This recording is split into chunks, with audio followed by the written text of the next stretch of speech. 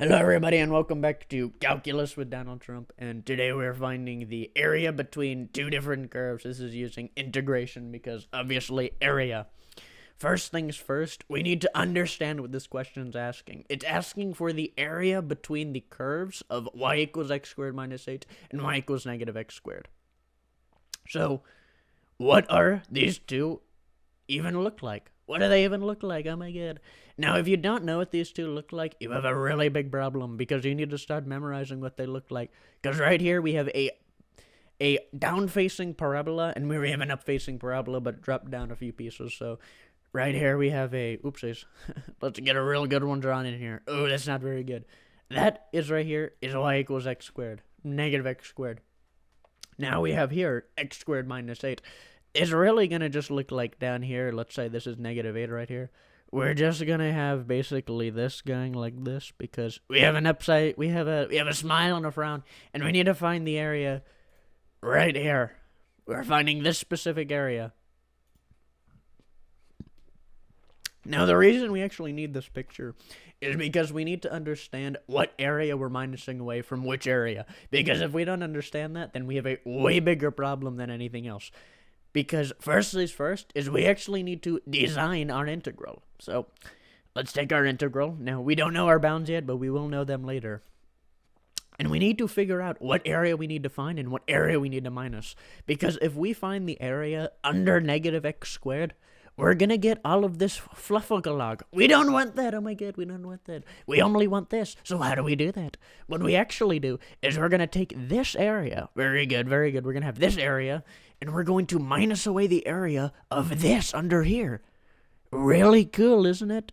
Because we have the area of this thing, and we're going to minus away the area of this right under here. This is crazy. Oh my god. I can't believe this. Quite frankly, I don't even think China knows about this.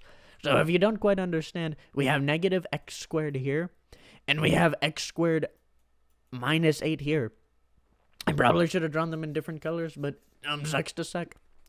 We are going to minus away x squared minus 8 from this value right here. And this is important. Alright, so let's design our integral. So we have negative x squared minus, very important, let's also put this all in brackets so that we can throw a dx at the end. And we're going to minus away x squared minus 8. And then we put dx. Very good job, quite frankly, we've done a great job. So what this really means is negative x squared, and we're minusing away the area of this fraction. So we're taking this area here, and then we're going to minus away the area here. Now, we can actually do something really cool with this, and it is called using symmetry to solve. Now, because these two, we can actually half the amount of work using symmetry, and it's really easy to do. So let me show you. Now, technically, you don't have to do this, but it stops you from having to use absolute value, because actually you'd probably have to use absolute value because it'd be a bit problematic if you didn't, because absolute value would mean that because in a graph this area here is technically negative, and we would technically get a negative value for that, so we need to use absolute value in order to make this value positive so that we could add them together. But since this area here and this area here are equal to one another, that means that what we can do is we can combine them together. But what we can do now is we can separate them. Fully separate these two areas, which means that we are solving for this area here, actually. Only this area. And then what we'll do is we will double the answer so that we also get this area here, because they are equal. Therefore, we can double this area. So if we find this area, we can double it, and we'll get both the areas. So that's very cool. So the way we do that is we just put, oh my god, this is crazy, guys. I don't know if you see this, but I just doubled it. This is crazy. And this also means that we've already found one of our bounds because we are doing it at 0, which means our lower bound right here is 0, and then our other bound is where it intersects right here. So we have our lower bound. Perfect. Now we need to solve for our upper bound right here. Now our upper bound, the way we solve is we're going to make these values equal each other. Equals x squared. And then the values that we get, oopsies. And the values that we get is just what we'll solve with. So what I'll do is I'll minus x squared off on both sides. And this is going to give me negative 8 equals negative 2x squared. I'm going to drop those negative signs by multiplying by negative 1. And I get 2x squared equals 8. I divide by 2. I get x squared equals 4. I square root. And I get x equals plus or minus 4. I mean plus or minus 2. Remember not to forget that plus or minus. Because negative 2 times negative 2 equals 4, and positive 2 times positive 2 equals 4, which means you need to make sure you add that plus or minus. Now, the reason that the plus or minus actually does make sense is because this right here is 2, but this over here is negative 2, which means the two intersections here are negative 2 and positive 2. Oh my god, this is crazy. So, really, if you wanted to do the full one, you'd actually have a negative 2 here and a 2 up here. But since we're using symmetry, we're just going to put a 2 up here, and we're just going to solve this half of the quadratic, and then we just multiply it by 2 and we solve it. So now we've done a very good job, and we have set up our entire integral. Now all you have to do is solve this. Now if you had a calculator, you'd be able to plug this in, and you'd be done. But since we don't, let's use FTC and solve. So let's integrate all our values. So we're going to get negative x cubed over 3. I really don't like that negative, but whatever. And then minus x cubed over 3 minus 8x. And now we need to plug in 2.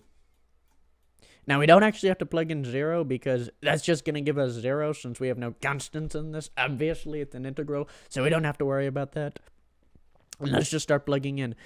Now, let's first resolve the elephant in the room. Is that x cubed equals 8 because 2 times 2 times 2 is 8 because 2 times 2, blah, 2 cubed is 8. So we're just plugging that in for all our values, which means we have negative 8 over 3 minus 8 over 3 minus 8 times 2. This is a 2 in here, which is just 16 actually, so that's super easy.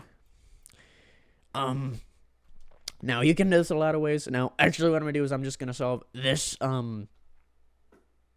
you can do this a lot of ways, but I'm just going to do this my way, which is by solving this parentheses first, and I'm not going to distribute this negative until later.